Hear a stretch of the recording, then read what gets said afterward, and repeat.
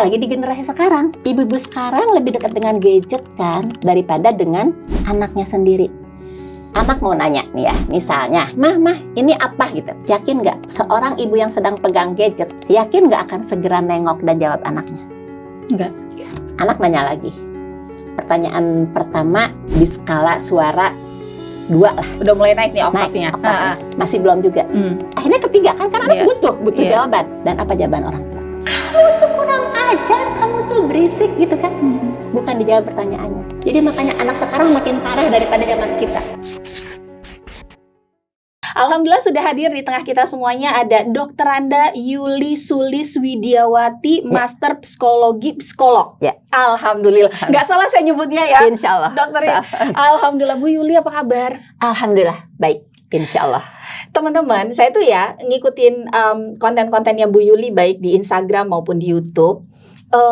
Ini beliau itu fresh banget tampilannya setiap hari, senyumnya nggak pernah lepas dari wajahnya beliau. Jadi coba tebak berapa usianya Bu Yuli? Mungkin pada nebak 35 kan ya. Itu sih terlalu jauh ya sebetulnya. Tapi terima kasih Bu Yuli sudah jauh datang dari Bandung buat kami semuanya di sini. Terima kasih juga sudah diundang. Dengan senang hati dan kami juga senang konten-konten yang Ibu buat banyak memberikan manfaat buat kami semuanya.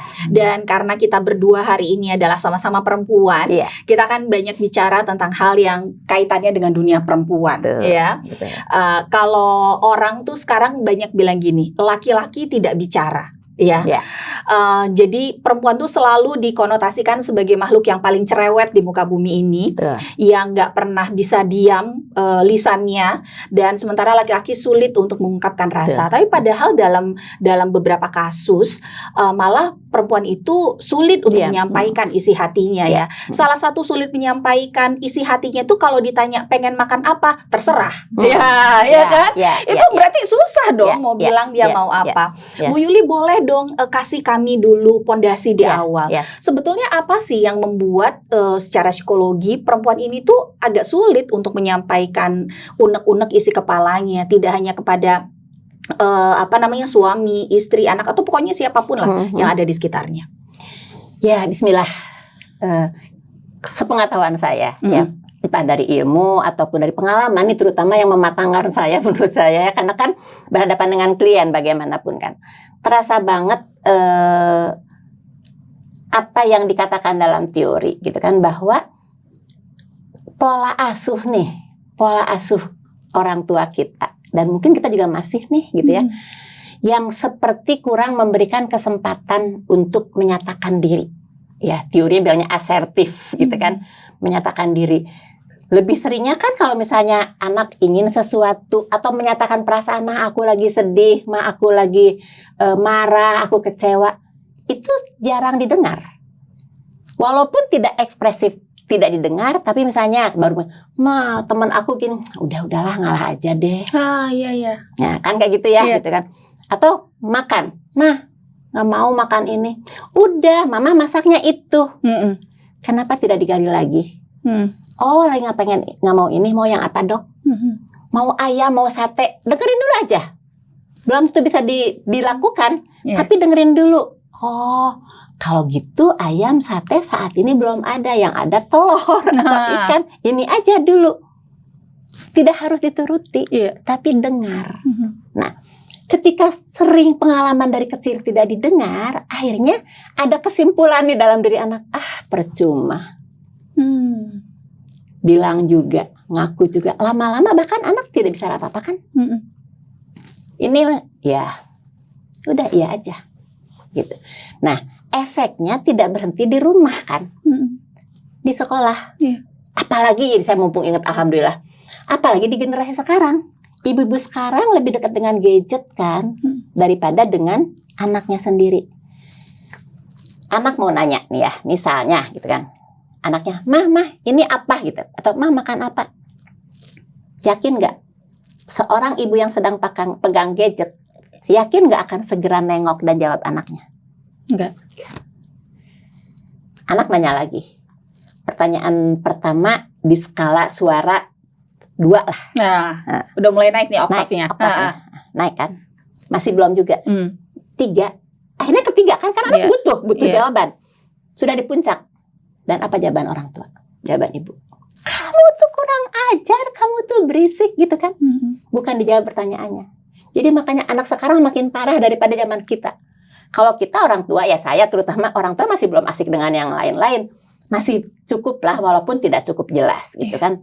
Walaupun kerangka budayanya masih kenceng, yaitu dengan sudah didengar, tapi sudahlah biarlah udah mengalah aja lah, jangan suka ribut gitu. Nah akhirnya itu menjadi sebuah doktrin. Oh sudah ya, oh nggak boleh ya, udah di situ gitu. Jadi betapa kan kemampuan bicara itu keterampilan ya. Iya, betul. Sebuah proses pembiasaan. Kalau tidak dibiasakan jadi tidak bisa. Makanya kemudian ketika anak sudah sekolah SD, banyak tuh orang tua, ibu-ibu yang dipanggil sama sekolahnya. Pembagian rapot minimal. Ibu, anak ibu tuh pinter, tapi sayang kenapa ya kalau ditanya suka nggak jawab. Kalau dikasih kesempatan bertanya, nggak pernah angkat tangan untuk bertanya. Karena kayak takut mau bertanya, nanti mendapat reaksi yang tidak menyenangkan. Menjawab ketika tidak tepat pun kan mendapat reaksi yang tidak menyenangkan. Nah, dari rumah ini minimal dibawa ke sekolah, maka jadilah di sekolah juga seperti itu. Paling bahaya di kondisi sekarang. Ketika ada orang lain yang mengajak bicara dengan menyenangkan, terus langsung plek, korbannya jadi korban. Kan ini yang ngajak bicara baik, lembut dan segala macam itu ternyata bukan yang tulus. Iya, betul. Tapi yang penjahat-penjahat. Iya. Jatuhlah child grooming dan sebagainya. Sekarang parah banget. Jadi pola asuh ya sangat punya pengaruh yang besar. Betul. Dalam pembentukan karakter seseorang, termasuk pembentukan karakter perempuan. Betul. Jadi ketika sekarang kita sudah sebesar ini dan kita sulit untuk menyampaikan maksud, ya salah satunya adalah pola asuh yang kita dapat ketika kita masih kecil ya Bu Yuli. Sekarang gini Bu Yuli, ini kita udah segede gini nih, udah segede saya, sudah segede teman-teman juga yang ada di sini gitu. Kan kita juga nggak ingin berada kembali pada fase yang ya ini gara-gara orang tua gua sih, gua jadi kayak gini. Udahlah ya, orang tua kita melakukan itu juga karena ketidakpahaman mereka. Betul. Apa kemudian yang bisa kita treatment untuk diri kita sendiri Bu Yuli agar kita menjadi orang yang lebih terbuka dan berani untuk menyampaikan apa yang kita mau, walau mungkin itu tidak selalu benar gitu ya, tapi berani untuk ngomong aja gitu. Apa Bu Yuli? Saya garis bawahi dulu tadi yang bilang bahwa ya sudahlah kita, betul itu harus, karena saya selalu mau ngomong dimanapun saya akan bilang sebelum lupa bahwa menurut saya Bumi Ustaz lebih tahu, kayaknya haram deh kita menyalahkan orang tua ya. Karena sejatinya semua orang tua itu sayang sama anaknya. Betul. Sangat ingin anaknya jauh lebih baik daripada dirinya. Kehidupan dunia akhiratnya. Hanya saja satu, mereka tidak cukup tahu caranya. Jangankan mereka. Jujur aja, saya yang kuliah di Fakultas Psikologi zaman dulu aja, emangnya pola asuh saya seperti dengan teori? Enggak. Belum tentu, karena yang dipelajari itu hanya mengisi otak kiri, wawasan pengetahuan. Belum tentu semuanya menyenangkan, walaupun saya alhamdulillah menyenangkan di Fakultas Psikologi. Tapi yang lebih terekam itu adalah pengalaman perasaan kan, otak kanan. Saya suka dengan kata-kata ini dari lingkungan terdekat saya, orang tua gitu kan, dan semua orang dewasa. Jadi kalau pola asuh itu jangan terlalu bicara tentang ibu bapak saja, tapi seluruh orang dewasa yang di sekitar anak. Apalagi zaman dulu masih extended family, masih banyak lingkungan uak, emang, bibi, nini, kan ngumpul semuanya. Itu mewarnai juga gitu kan, tetangga, walaupun ada positifnya juga gitu kan. Nah, tapi tidak semua positif juga. Jadi pola itu. Jadi balik lagi, gimana untuk menyelesaikan, sekali lagi orang tua kita tidak punya pengetahuan, tidak tahu cara. Bismillah, insya Allah orang tua kita tahu bahwa anak itu amanah dari Allah, harus dikembangkan fitrahnya. Tapi efek lingkungan yang paling parah, selalu ingin seperti orang lain. Sampai misalnya terkena ini aja lah lagunya Ria Ernest, mau jadi apa? Jadi dokter, Susan gitu kan. Kenapa dokter? Karena dulu tuh kan dokter gitu kan. Dokter, aparat, tentara, insinyur, jadi tukang insinyur segala macam. Itu kan poin-poin suksesnya tuh di situ. Yang ketika itu sudah paham, itu kan sukses parameternya duniawi ya. Betul. Jarang loh dulu yang bener-bener pengen soleh gitu. Iya. Targetnya itu dulu, dunia Iya. dulu. Nah, ketika saya pelajari dengan beberapa teman, apalagi ada dosen kami, ya nggak apa-apa ikut doakan juga, walaupun dia kan pater Brouwer dulu kan ya. Di Unpad itu ada dosennya dari luar. Dia mengatakan kayaknya orang Indonesia tuh punya dendam terhadap penjajahan. Orang dijajah tuh hilang semua haknya kan? Iya, betul. Hartanya hilang. Tidak boleh sekolah, tidak boleh pegang jabatan. Dan bahkan kenapa di Indonesia dulu ada pesantren itu dilepas dari pendidikan formal kan? Karena nampaknya pemerintah penjajah tahu nih, kalau orang cerdas secara kognitif dan spiritualnya bagus, pasti sari benar mutlak di hadapan Allah. Maka cenderung jadi pemberontak. Jadi pendidikan agama dipisahlah jadi pesantren. Nah, tapi itu jelas jadi jauh ya. Iya. Nah, ini yang tadi tentang harta, tentang pendidikan, tentang jabatan. Itulah muncul dalam lagu Menina Bobo. Harus pinter. Kan target orang tua apa? Pinter saja gitu kan. Pinter. Kemudian nanti kalau udah pinter gitu, nanti sekolah di tempat yang bagus, nanti dapat pekerjaan yang bagus, jabatan yang bagus, harta ujung-ujungnya. Iya, timeline hidupnya template. Pernah saya ikut seminar 2006 di Malang, di Fakultas Psikologi Malang. Itu ada hasil penelitian bahwa lagu Menina Bobo itu seperti mengekspresikan kekecewaan. Lagu Menina Bobo sebanyak budaya kita, itu banyak. Yang paling pasti Sunda ya. Neleng nengkung. Gera gede, gera jangkung. Just physically. Coba. Itu artinya apa itu, Bu Cepet Yuli? besar, cepet gede.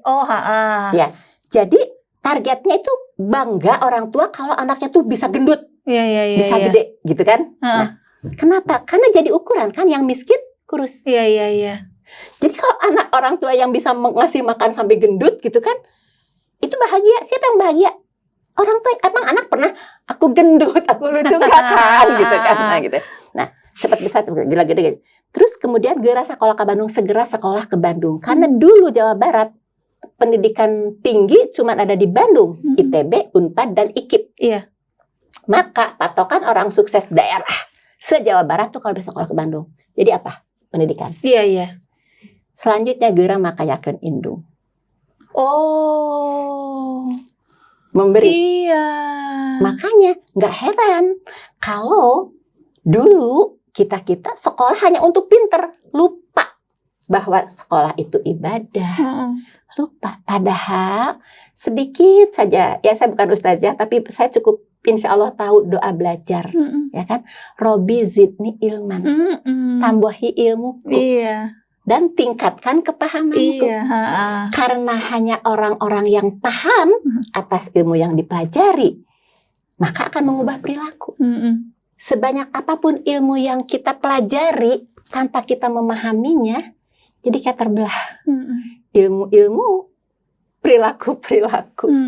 Dan ini sedih ketika ada masalah-masalah yang muncul sekarang yang mengusap dada gitu kan, dari orang-orang yang secara keilmuan, mau ilmu dunia mau ilmu agama, luar biasa kita melihatnya, tapi aplikasi kesehariannya bagaimana? Nah itu mungkin udah marzukni fahman. Gitu. Jadi targetnya itu masih ke dunia. Jadi bahwa kalau sekolah itu cukup pintar itu untuk cari kerja, kerjanya bagus, nanti gajinya besar, cukup dapat jabatan. Makanya dulu target jadi PNS luar biasa kan? Karena jabatan. Gitu. Semua orang tua ingin menjadikan anaknya PNS. Ya. Nah, efek pola seperti itu kan parameter suksesnya jadi materialistis ya. Tentu caranya nge-pushnya ke situ. Sekali lagi, bukan tidak tahu. Insya Allah orang tua kita tahu bahwa harusnya solehah. Tapi kegeser gitu loh.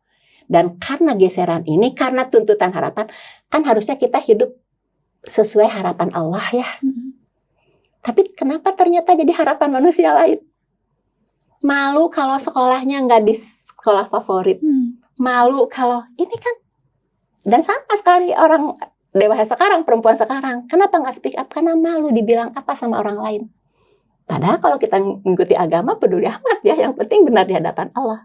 Nah, cara-cara seperti itu, sengaja nggak sengaja, sekali lagi, itu yang melukai. Jadilah trauma. Numpuk di bawah sadar dari sejak kecil.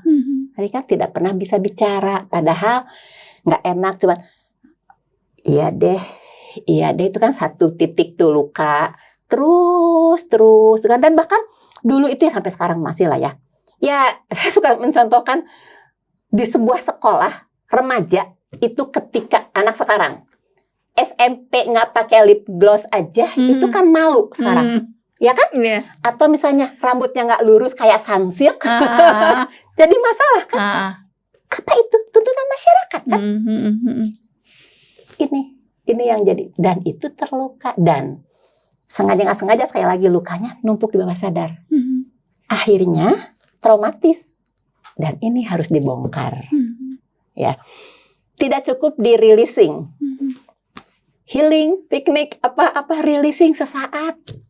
Itu saat misalnya dari sini ke puncak nih, di puncak teriak-teriak emang enak sih. Ya agak reda, tapi sebentar. Karena tidak definisi poin apa. Nah, jadi tugasnya adalah release dan finish gitu. Makanya saya mencoba apa ya? Saya nggak suka dibilang founder ya, tapi karena saya praktek ya 40 tahun lebih, terus jadi dosen 40 tahun lebih, adalah pertemuan wilayah teori dan wilayah kenyataan di klien itu seperti apa. Klien seperti ini saya coba selesaikan dengan ini, akhirnya kemudian oke, ternyata orang tuh harus digali ya bawah sadarnya, karena ternyata kan bawah sadar tuh 70%, dan itu deep, dalam. Jadi ambil psikologi dalam. Nah, caranya gimana? Bongkar semuanya, pakai live review gitu kan, akan kebongkar semuanya. Dan akan menemukan waktu tertentu, aku sakit hati waktu aku SMA, diantar temen, padahal cuma temen, tapi terus orang tua langsung keluar teriak-teriak memalukan gitu kan. Kan terjatuhkan tuh harga diri ini. Nah, semua ini kemudian akan lebih powerful, akan lebih sangat kerasa pengalaman itu ketika pejamkan mata. Itu teknik yang lain, namanya emotional imagery gitu kan. Dan tadi balik poinnya yang Umi tanya, bahwa kenapa tidak bisa bicara? Yuk kita bicarakan sama Allah. Nah, dulu sampai kemarin lah, sampai 2 minggu yang lalu, saya mencoba mencari teori apa sih ini yang bisa ngebongkar dengan lega itu. Surrender, memasrahkan. Tapi masa orang Indonesia, orang Islam kan pasrahnya enggak ke. Kalau surrender teori itu kan pasrah pada kondisi. Iya. Bismillah, kita mah enggak ya, kita mah pasrah sama Allah gitu ya. Nah jadi ya Allah saya pasrah, jadi surrender yang spiritual gitu kan. Nah baru ketuk titik emosinya, itu energi psychology. Jadi pakai 6 teori sebetulnya. Nah baru kemarin ketemu dengan seseorang ustadz gitu kan. Nah, dalam suatu kegiatannya saya nanya, saya pakai gini-gini, itu sakwa Bu.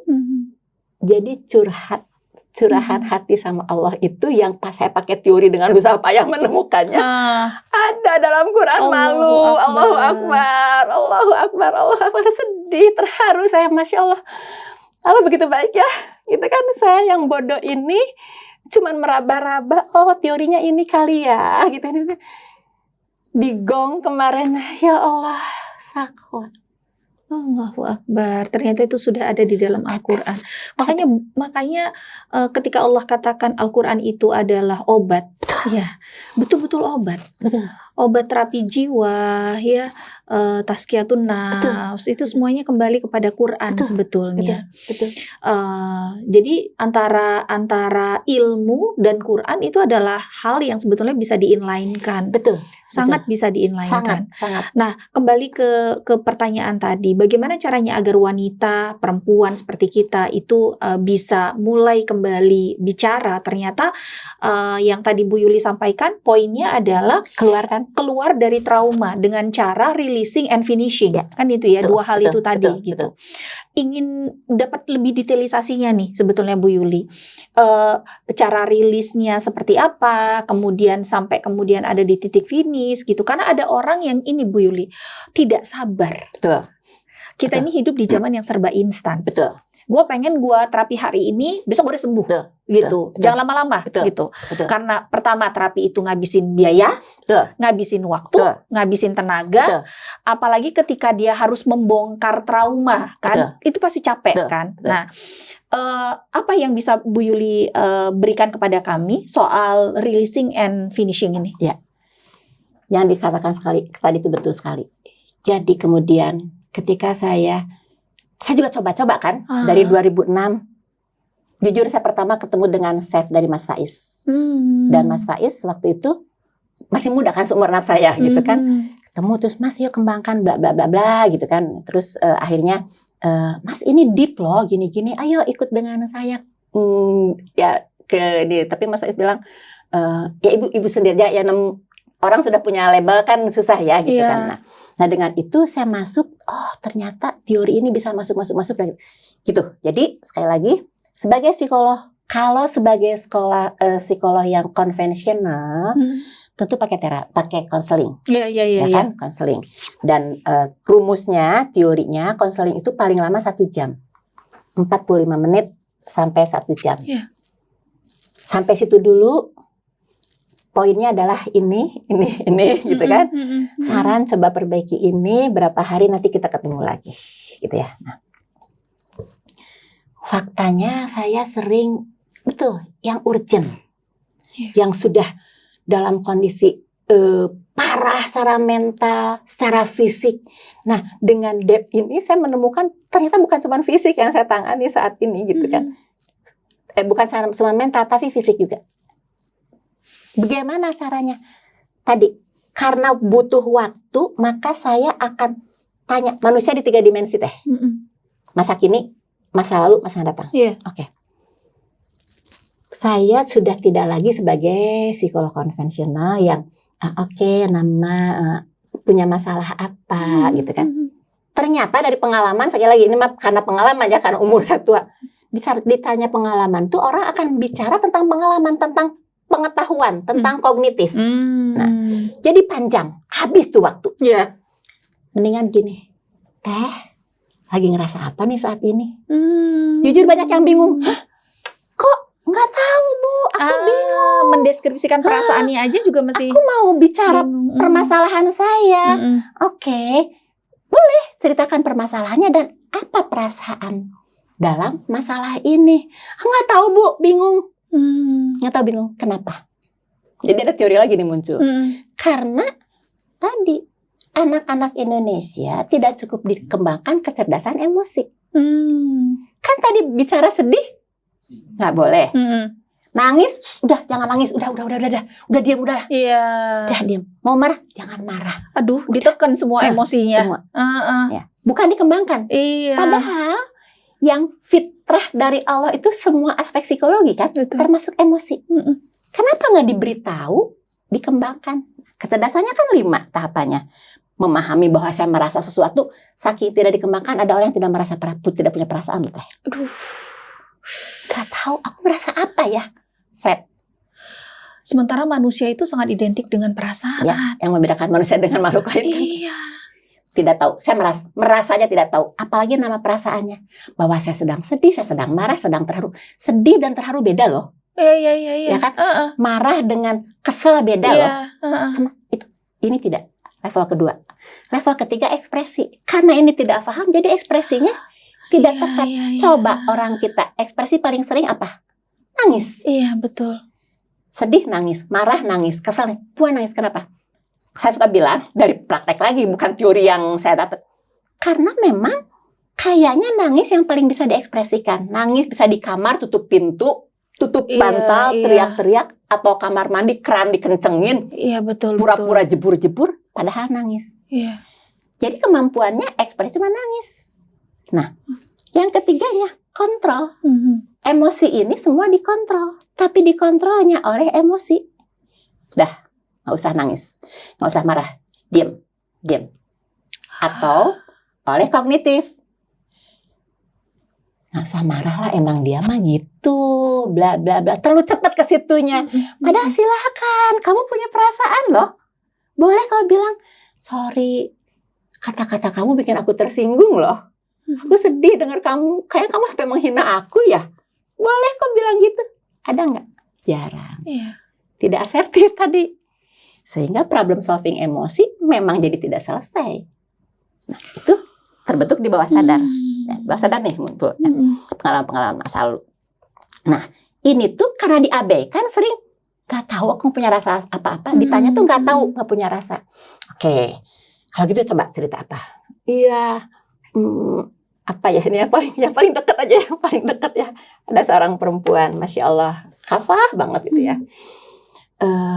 Bu, saya mau tanya gitu ya. Terus saya tuh nggak tahu ya, saya ngerasa apa ya Bu ya. Cuman ini Bu, suami saya gitu kan. Suami saya bilang bahwa beliau sangat ingin didoakan oleh banyak anak. Jadi ingin punya anak banyak. Oh gitu teh. Gitu. Tadi udah punya anak berapa? Udah punya 10 katanya gitu kan.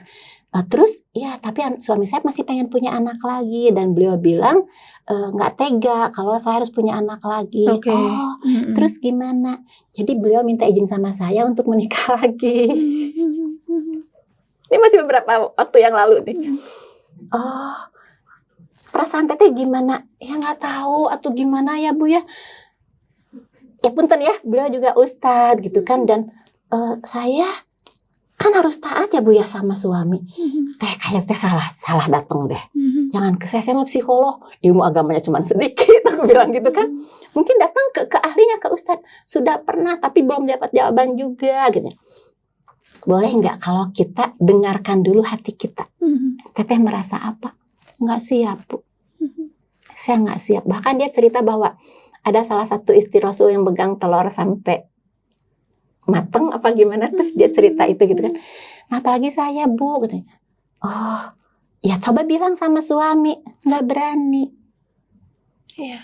Kenapa nggak berani? Ya saya dengar istri harus taat, harus dengar, harus patuh, harus gitu kan. Harus manut gitu kan. Iya saya juga dengar itu, tapi sepertinya sih ada kok ruang diskusi di situ gitu kan. Nah ternyata memang mereka kurang ruang diskusi itu gitu kan. Dan tapi teteh bisa nggak sama orang lain untuk diskusi? Sepertinya memang tidak bisa juga, karena di rumah saya juga tidak ada diskusi. Jadi mundur ke rumah lalu nih, masa lalunya gitu kan. Nggak cuma di rumah, tapi di mana martabat. Apalagi di posisi sekarang, di rumah dengan suami yang Masya Allah gitu kan. Punya predikat gitu kan di keagamaan. Jadi kekunci itunya semua gitu kan. Terus oke, kalau gitu saya mau ngukur aja nih. Teteh sekarang apa keluhan yang sering muncul? Suka gampang pusing aja Bu katanya. Hati-hati ya Teh ya, coba cek darah. Aku bilang gitu. Balik lagi, bukan ilmu yang benar. Ini mah pengalaman. Cek darah ya Teh. Saya khawatir Teteh darah rendah karena dari ekspresi. Betul banget Bu, saya darah rendah. Jadi efek emosi yang terus itu darah rendah. Lama-lama orang mikir gini, Bu Yuli bisa baca garis tangan. Kok kayaknya Bu Yuli tahu banget ya apa yang saya rasain. Iya, darah rendah, sering pusing lah yang gitu. Cek semuanya Teh ya, cek apa? Saya khawatir Teteh nanti jadi autoimun. Mental itu berefek banget pada fisik ya. Kenapa saya bisa itu? Banyak klien saya yang kayak gitu. Autoimun, kanker segala macam. Jepang rilis berapa bulan lalu. Sekarang sakit fisik itu 90%-nya karena emosi. Itu yang rilis baru. Dulu masih 80%. Sekarang udah 90%. Jepang. Nah, jadi itu tuh yang harus dikeluarkan dulu Teh. Kalau Teh nanya tadi gimana? Dengan cara tadi, yuk cerita. Cerita. Gitu kan. Biasanya kan baru diajak. Yang live review tadi itu. Iya. Nah, terus kan tidak bisa ke belakang. Makanya yang sekarang dulu aja deh. Sedih Bu. Oke, yuk kita sedih, pejamkan mata, yuk katakan sama Allah. Pejamkan mata, yuk katakan ya Allah, saya sedih, ya Allah, saya tidak berdaya, saya pasrah ya Allah, tolong saya ya Allah. Wah udah tuh meledak. meledak dari yang normal biasa aja, terus tiba-tiba jadi marah, jadi wah tangannya. Karena yang kebayang adalah penekanan tidak dengan orang yang masa kini saja. Orang yang masa lalu, dulu saya pernah diiniin, pernah, dasar lu. Sampai dasar lu, terus dia diam. Kenapa mau bilang kata yang kasar ya? Iya Bu, boleh. Di-improve sama Bu Yuli. Boleh, ayo di tangan saya. Ingat, bilang sama Allah ini pada proses teknik penanganan, teknik terapi. Ayo boleh. Dasar bego, gitu kan, setan. Oke, keluarin, keluarin semuanya. Mau keluar isi neraka, mau isi kebun binatang. Saya bilang, tapi nggak mungkin kupu-kupu kan. Keluar semua, habis. Nah tadi Teteh bilang efektivitas waktu. Akhirnya saya sebagai psikolog, dan alhamdulillah sudah disepakati oleh salah seorang profesor saya, ya Allah semua diterima iman Islamnya almarhum yang sangat mendukung saya. Kamu boleh menggunakan waktu yang panjang karena kamu finish. Jadi ada klien saya yang lebih dari 2 jam Teh. Dan kalau bangun dia bilang baru tadi, udah 2 jam lebih, lihat jam. Keluar semuanya, keluar sampai injaklah dasar lu, misalnya, terutama yang pelecehan ya kayak gitu kan. Gua bunuh lu, dasar lu. Sampai tangannya sampai awas, gitu kan, perempuan, gitu kayak gitu kan. Bunuh segala macam. Terus sampai habis. Udah Bu, dia udah minta maaf aku. Terserah Allah, gitu kan. Terserah Allah. Udah aku lepas sama Allah. Udah lemes Bu. Dan terlihat pernafasannya, jantungnya lebih tenang, ekspresinya terutama Teh. Langsung yang tadi gitu kan. Gitu kan. Dah kalau udah gitu, saya bilang masih ada bayangan. Karena kan imagery. Iya. Ya. Maksudnya, asalnya kan bayangan, buat gonta-ganti Teh itu. Sekarang ke sini, kemana-mana. Terus nanti anak saya ke depan, kekhawatiran ya. Itu 3 dimensi ini bener-bener nggak cuma ke belakang aja, ke depan juga gitu kan, khawatir tuh semua. Masih ada? Enggak Bu, alhamdulillah. Oke, tenang iya. Apa yang kamu lihat? Kok saya kayak terbang di angkasa? Itu Masya Allah, itu saya suka. Sering dalam kondisi itu. Ini ya, kalau psikolog berhadapan dengan klien itu nggak boleh ekspresif kan, nggak boleh masuk dalam emosi mereka. Iya. Empati, simpati. Tapi kalau dalam kondisi ini saya nggak bisa nahan. Ketika orang itu berekspresi, ya Allah Bu, saya di mana ya, indah banget Bu. Aduh, saya lega di sini, Masya Allah, ya Allah. Saya suka meneteskan air mata di situ. Saya bersyukur, Masya Allah. Begitu baik ya Allah sama saya dan pada klien saya gitu kan. Dan klien saya begitu kan sama sekali bukan karena saya. Enggak. Saya cuma memberitahu saja sedikit. Itu. Nah, lega, udah. Ya, Bu, tarik nafas sampai benar-benar lega. Ya, terus hamdalah terus, segala puji bagi Allah. Jangan lupa ya. Karena suka ada orang yang ngomong hamdalah tapi, atau saat tadi ketika di awal ngomongnya ya Allah pasrah, tapi ngomongnya gini, ya Allah saya pasrah. Ya Allah saya pasrah. Iya. Tidak menghadirkan hati sepenuhnya. Itu bisa berjam-jam banget tuh.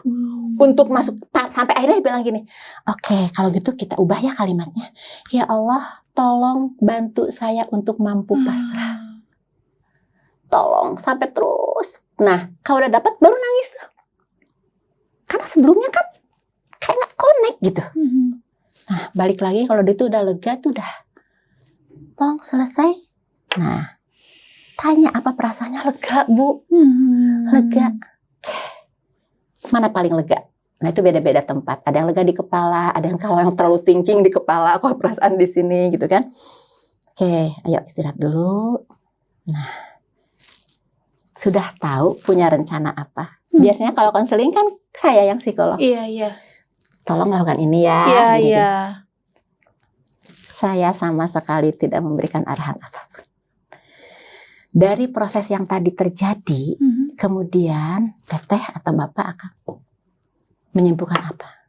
Iya Bu, kayaknya saya salah di sininya deh. Saya gini, padahal saya bisa gini. Jadi udahlah, saya mau gini aja deh. Nah, kan solusi atas insight sendiri itu pasti lebih cocok buat diri sendiri. sepintar apapun saya sebagai psikolog, mohon maaf mas psikolog yang lain, kan belum tentu cocok dengan dia kan. Itu saat teori begini. Ini dia alami. Dia lihat semua kehidupan dia dari awal sampai titik sekarang. Bahkan pun teh ada yang melihat dirinya dalam kandungan.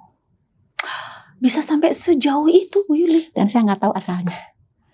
Bahwa itu ada teorinya. Dan ya atas izin Allah saya tiba-tiba kenal dengan neuroscience gitu kan. Dan biasalah datang ke tempat kajian, saya bangga cerita gitu kan. Ustaz saya bilang, Teteh, ada loh dalam al-insan, ada loh. Bodohnya aku. Masya Allah, ada teh. Allahu Akbar. Nah teman-teman, apa yang tadi disampaikan oleh Bu Yuli itu adalah bagian dari terapi DEP. Ya. Mungkin di antara teman-teman di sini masih ada yang belum tahu, belum pernah mendengar. Sebetulnya DEP terapi itu apa sih gitu? Yang Bu Yuli ceritakan tadi tuh, oh gini loh nanti metodenya sampai teman-teman sampai di masa finish. Nah, tapi boleh diceritakan dulu kepada kami DEP terapi itu sendiri sebetulnya apa, Bu Yuli? Jadi ini tuh sebuah nama yang bukan dari saya, gitu kan? Karena banyak teman-teman psikolog yang mengapresiasi saya. Oh, jangan lupa teh, tidak tiba-tiba diapresiasi saya. Ketika saya mengembangkan ini dengan selalu menuntun klien saya dengan mengatakan ya Allah saya pasrah. Banyak loh temen-temen saya yang bilang, yuk sejak kapan lu jadi ustazah? Lu kan psikolog. Lumayan. Karena psikologi dulu kan masih barat banget. Betul. Masih barat banget. Jadi kayak aneh gitu. Ketemu dengan beberapa orang sesama psikolog, klien yang kliennya kebetulan dokter, kemudian apa? Bu Yuli bikin nama apa namanya? Saya cuman karena saya pernah belajar EFT maka saya tambah EFT plus. Terus dosen saya bilang, senior, yo lu tuh kayak bukan dosen aja. Plus itu kamu menemukan satu teori tambah satu plus. Ini teori yang orang lainnya 1, terus kamu temukan 5, masa plus juga? Bikinlah nama teori sendiri. Apa ya? Ibu profesor ini bilang, yuk kamu tuh dalam banget loh. Kan kamu tuh pakai psikoanalisanya live review, menggali ke dalam. Udah aja deep psychology, karena psikologi dalam. Deep psychology, terus karena pakai teknik tapping teknik ini ini seperti bukan psikologi gitu kan, tapi itu kan psikologi. Jadi itu deep psychology tapping teknik. Disingkat DEP. Isinya 6 teori. 2 yang kemarin baru ketemu, Masya Allah, Alhamdulillah saya masih hidup, masih ketemu. Allahu Akbar. Hidup ini betul-betul belajar. Betul-betul hidup. Betul-betul hidup, betul belajar dan Masya Allah masih memberi kesempatan pada seumur saya. Saya selalu bukannya sombong, saya bukan sombong menyebutkan nama saya, tapi saya ini saya udah umur segini ya gitu kan, otak udah ngerasa bodoh sebetulnya gitu kan, tapi ada aja yang masuk dikit-dikit, Masya Allah. Allah Maha. Masya Allah, DEP terapi. Nah, teman-teman, DEP terapi yang disampaikan oleh Bu Yuli tadi, tentang bagaimana kita bisa membongkar, kemudian menyelesaikan luka-luka masa lalu kita, masa kini kita, bahkan kekhawatiran kita terhadap masa depan, itu bisa diselesaikan dengan DEP terapi ini. Seperti bahasan utama obrolan kita, kenapa para perempuan itu banyak yang nggak bisa ngomong, itu karena trauma mereka, baik di masa lalu, di masa kini, dan kekhawatiran mereka pada masa depan. Nah, salah satu cara untuk bisa menyelesaikannya adalah dengan DEP terapi ini, teman-teman. Nah, DEP terapi ini dia kan harus dilakukan secara offline, iya Bu Yuli, atau bisa online juga. Karena mungkin di sini ada teman-teman yang, Bu Yuli kan tempatnya di Bandung, saya kan dari Aceh, gimana dong? Ya, bisa online, walaupun saya suka sedih. Satu, tidak optimal. Saya kan tidak menyentuhnya. Dan ketika aku gini, oh ya, gitu, aku kan berempati, gitu kan, jujur masuk teh. Nah ini yang melanggar aturan psikolog di situ. Kok aku masuk dalam perasaan dia ya, gitu kan. Tapi Bismillah, insya Allah bisa, hanya betul tidak optimal, tidak seperti kalau offline, gitu kan. Ya Bismillah, alhamdulillah cukup banyak Bahkan mungkin itu kayak ikatan ya. Mahasiswa di Jerman itu udah banyak sekali dari Jerman itu yang bahkan sampai pulang akhirnya. Demi untuk bisa offline. Karena sudah dalam kondisi kanker otak, nggak bisa jalan, tidak bisa beraktivitas, udah ngeces. Dan ternyata tekanan dari ayah. Kamu harus jadi ini. Harus ilmu murni, bukan ilmu terapan. Ya, ilmu murni. Eksak, kebayang? Eksak murni itu kayak kimia murni, matematika murni gitu loh teman-teman ya. S1 sudah selesai, dia nggak mau pulang karena pulang pasti dituntut yang lain lagi. Padahal ilmu ini tidak dia sukai. Tapi daripada saya pulang ketemu punten ayah saya, di situ aja. Kerja saya nggak suka, daripada kerja saya nggak suka, orang tuanya kaya, kuliah lagi, S2 di situ. Makin menekan dia sebetulnya kan pada bidang yang dia sama sekali tidak suka. Tapi bekerja di bidang ini, walaupun dibutuhkan di Jerman itu, dia juga nggak suka gitu kan. Ada di situ terus sampai seperti itu. Alhamdulillah, masya Allah, ya Allah, kebayang teteh cepat sembuh terus. Alhamdulillah jalan, alhamdulillah, dan alhamdulillah bawa ibunya ke tempat saya. Karena ternyata ibunya juga sama stres dari ayahnya ini, adanya juga. Jadi satu persatu.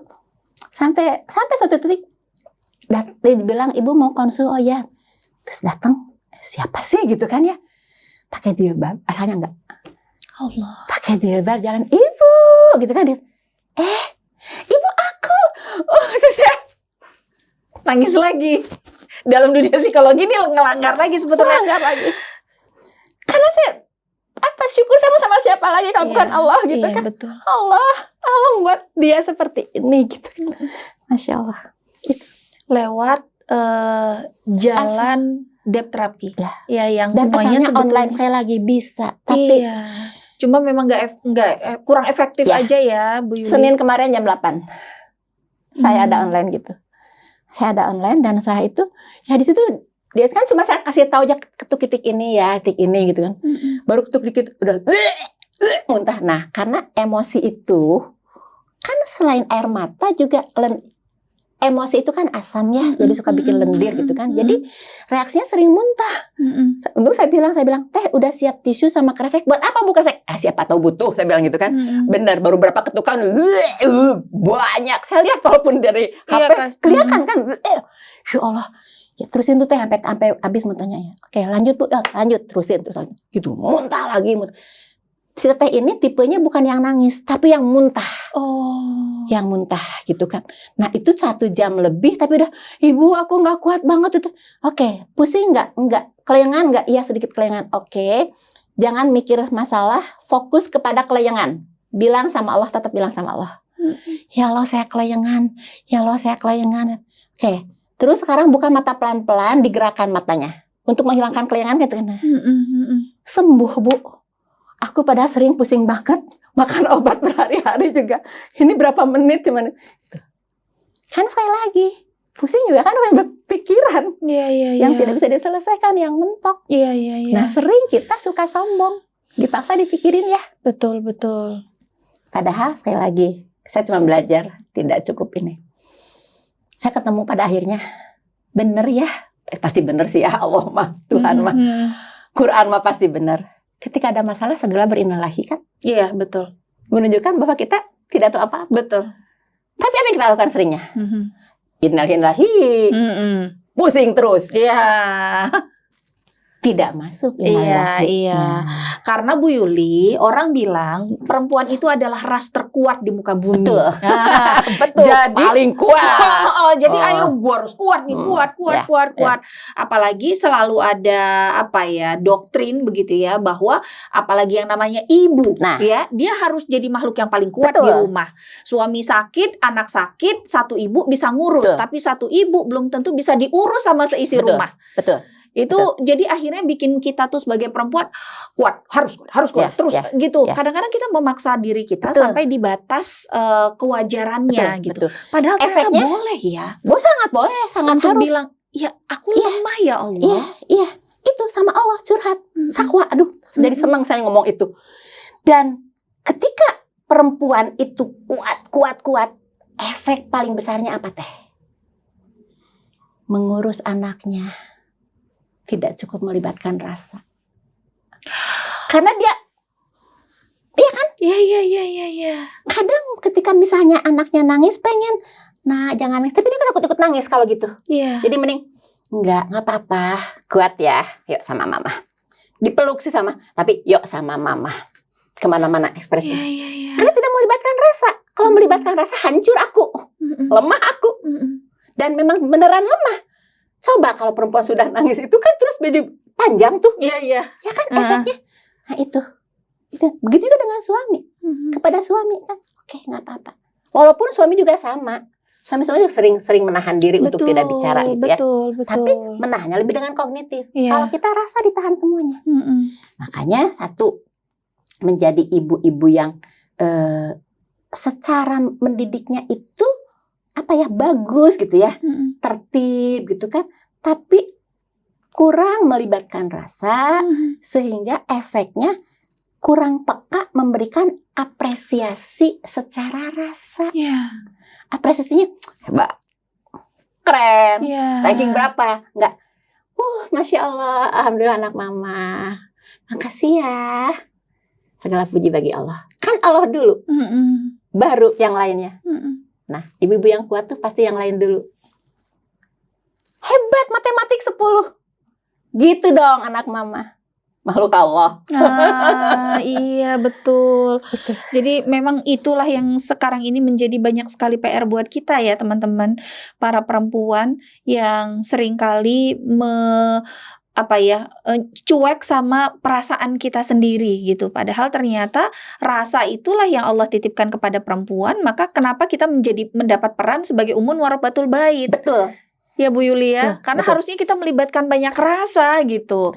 Dalam menemani suami, ke anak-anak juga begitu gitu. Sehingga anak-anak kita ketika mereka besar, mereka kan jadi sosok-sosok yang punya empati. Betul. Jadi produk pemimpin-pemimpin kita sekarang, kenapa mereka jadi seperti, kok nggak sayang ya sama kita rakyatnya? Karena mereka adalah produk juga dari pendidikan yang mungkin kurang rasa atau malah mati rasa. Betul. Jadi kalau kita mau negara kita jauh lebih baik kondisinya dalam beberapa tahun ke depan, karena akan dipimpin oleh anak-anak kita, ya jadilah kita ibu yang punya perasaan.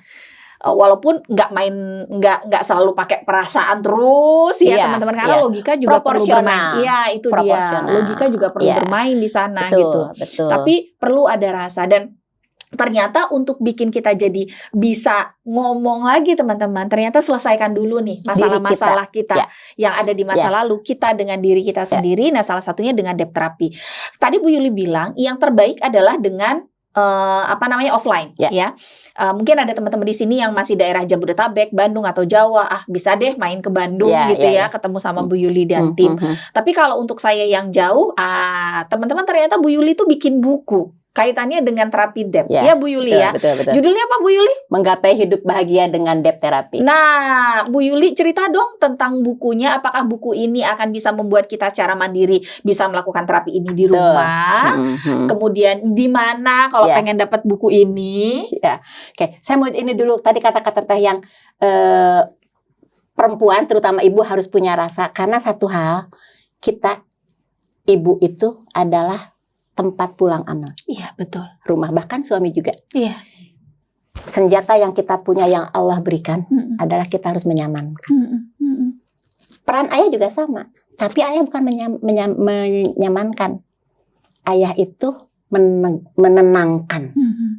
Ketika balik ke ibu, tapi kalau balik ayah, oke, ada papa. Maka anak ketika ada masalah, bapak gua di belakang. Iya, perlindungan. Itu sama-sama ininya tapi beda fungsinya pada akhirnya. Itu yang ingin saya ingatkan gitu kan. Dan satu lagi, tadi kita sering mengabaikan perasaan. Ketika saya ada klien dan ya Allah saya tuh nggak bisa ini, ya Allah saya tuh tertekan, ya Allah saya tuh capek, ya Allah. Terus ayo katakan capeknya semuanya gitu kan. Tahu nggak doanya? La ilaha illa anta tabiyyun. Ya Allah, menjauhi diri sendiri. Iya, subhanaka inni kuntu minaz zalimin. Jadi teteh itu kemarin mengalah itu untuk kebaikan orang lain, yakin jadi ibadah. Ah, Kalau zalim jadi ibadah nggak? enggak dong. Itu.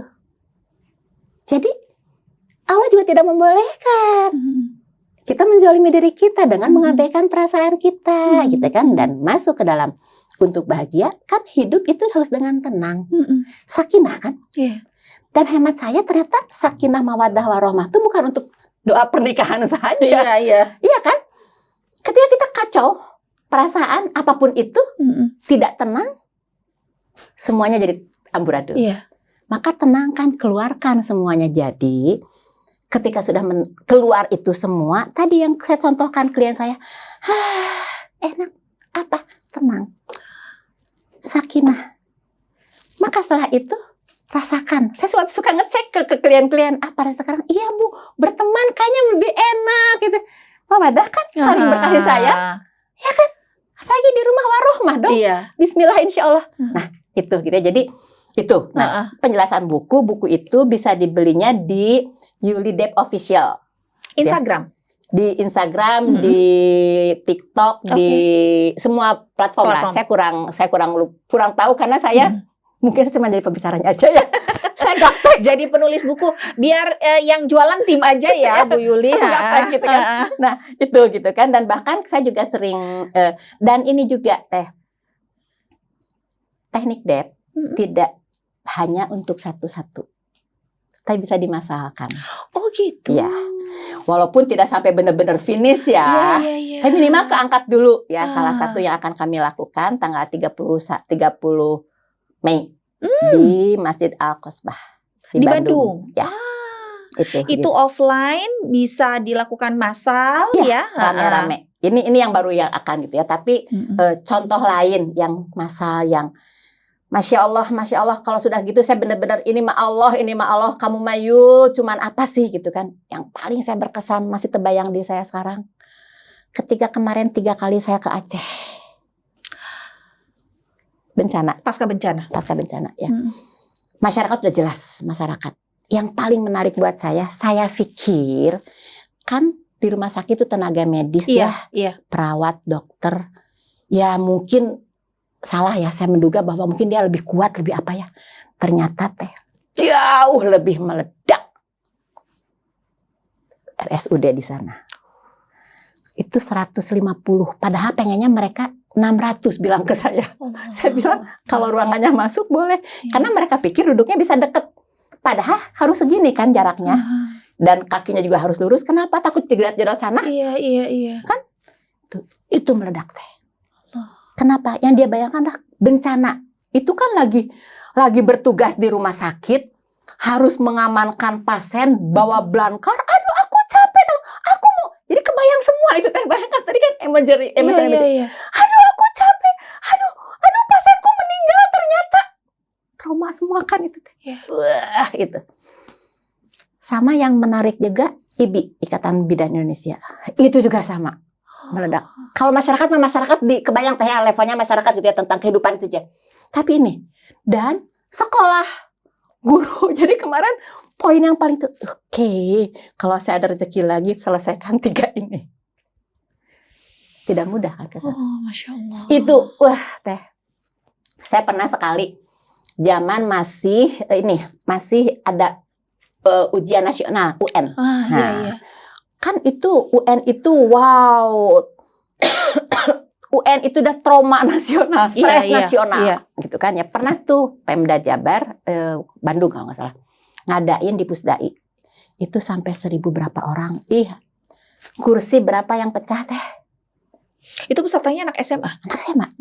Yang ambil banting gitu kan yang aku juga udah belajar. Papa aja pulang kantor lihat aku lagi nyantai pegang HP langsung dianggap seharian aku pegang HP. Aku tuh baru berapa menit tahu gitu kan orang tua mengeneralisasi ya lihat anaknya pegang HP dia pikir seharian. Iya. Ada anak itu. Terus aku juga mau masuk ke ITB atau kedokteran gitu kan gitu.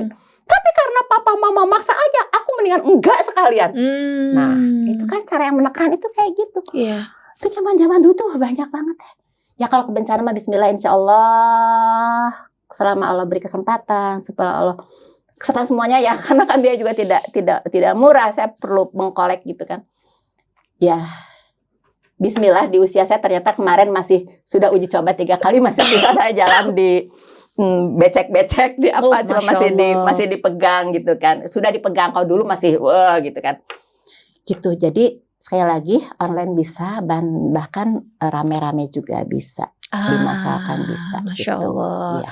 Nah teman-teman, ini bisa menjadi salah satu alternatif buat teman-teman yang sekarang merasa sedang dalam kondisi yang tidak baik, sedang dalam kondisi yang saya itu tidak berada dalam kondisi yang tenang. Nah, boleh loh kalau teman-teman atau yang masih punya atau yang punya trauma di masa lalu, boleh loh teman-teman untuk menjadikan terapi DEP ini menjadi salah satu alternatif untuk teman-teman bisa menyelesaikannya. Karena kalau kita nggak selesai dengan diri kita sendiri, ya bagaimana kemudian kita bisa membantu orang-orang yang ada di sekitar kita untuk menyelesaikan tujuannya mereka. Dan saya setuju sekali dengan apa yang Bu Yuli sampaikan tadi, bahwa perempuan itu adalah rumah. Betul. Dia adalah tempat pulang. Betul. Dia harus menjadi tempat yang ternyaman, terutama buat orang terdekatnya, suami, anak-anaknya, orang tuanya. Bagaimana dia menjadi tempat yang paling tenang kalau dia sendiri tidak tenang. Betul. Jadi yuk teman-teman, bismillah ya, kita berjuang untuk sama-sama sembuh, karena ada tugas mulia yang sudah Allah titipkan buat kita ya Bu Yuli. Menurut saya agak kontradiktif ya. Kita tuh punya tugas mulia, menjadi rumah buat orang terdekat. Iya. Tapi proses dalam pembentukan kita, betul, tidak membekali kita untuk seperti itu. Iya, untuk siap dengan amanah untuk siap dengan itu. Bahkan ada kadang overdosis menurut saya, di mana masyarakat, terutama bapak-bapak, menyerahkan pengasuhan pada ibu. Iya. Padahal alhamdulillah makin sini saya makin banyak tahu, ketemu dengan teman-teman yang ustaz gitu. Masya Allah, di agama tuh kan ayah ya. Iya, betul. Ayah. Dan sekarang mari kita lihat kasus yang muncul di permukaan. Mau laki-laki, mau perempuan, itu efek apa? Fatherless. Betul. Sementara yang di agung-agung, yang dipaksa, bukan agung-agung, yang dipaksa, ibu harus gini dong, harus gini. Ketika saya ketemu dengan klien, apa yang terjadi? Ayah tidak hadir. Iya. Itu ayah tidak hadir. Ya Allah, jadi kita nggak bisa ngegecek ibu gitu kan? Jadi parenting itu, kalau dulu coba masih sekarang di mana-mana, kalau kelas parenting ibu-ibu yang banyak gitu kan. Ngambil rapot ibu-ibu, bapaknya cuma sedikit. Padahal faktanya ya dalam agama jelas Quran, mana bisa Quran salah gitu kan. Rasul Quran apa mencontohkan? Ayah kan. Mangga, tugas di sini yang mengembalikan ayah ke rumah. Kembalikan ayah ke rumah. Ayah ada di rumah mungkin secara tapi sayangnya secara fisik saja. Betul. Ayahnya ada tapi tiada kalau kata Bu Eli Risman. Betul. Bu Yuli, ini obrolannya sebetulnya masih ingin kami lanjutkan. Cuma karena memang keterbatasan waktu, nanti insya Allah kita pengen undang lagi Bu Yuli ya teman-teman, bicara lebih banyak tentang hal yang lebih besar lagi. Karena kalau sekarang kita ngobrolnya tentang perempuan, nanti ini juga ngobrol tentang bagaimana hubungan antara laki-laki dengan perempuan, interaksi suami dengan istri, bagaimana cara berkomunikasi yang baik dengan anak-anak ya, dan masih banyak hal lain yang bisa kita gali nanti bersama dengan Dr. Anda Yuli. Insya Allah ya teman-teman ya. Terima kasih Bu Yuli, sehat terus. Amin. Karena banyak orang yang butuh Bu Yuli. Dan semoga terapi DEP-nya bisa dirasakan manfaatnya oleh lebih banyak orang lagi, lebih banyak perempuan, agar lebih banyak rumah tangga yang bisa diselamatkan. Dan lebih banyak keluarga yang bisa juga diselamatkan lewat terapi DEP ini. Barakallahu fikum. Bu Yuli, terima kasih banyak. Teman-teman terima kasih ya. Kalau teman-teman merasa dapat manfaat besar dan banyak dari semua konten-konten yang ada di podcast Cerita WFK, share ya sebanyak-banyaknya ya. Dan mudah-mudahan makin banyak yang dapat manfaatnya. Dan jangan lupa ya, tanggal 12 Juli kita ketemu di Ritz-Carlton Pacific Place. Insya Allah akan ada event Amazing Muharram. Ini tahun ke-15 dan akan hadir guru-guru dan tamu-tamu yang spesial. Bocoran nih, insya Allah Mas Panji Pragiwaksono juga akan hadir. Pastikan ya teman-teman udah ngamanin satu seatnya. Informasi detailnya nanti ada di bagian kolom komennya ya. Assalamualaikum warahmatullahi wabarakatuh. Sampai ketemu lagi.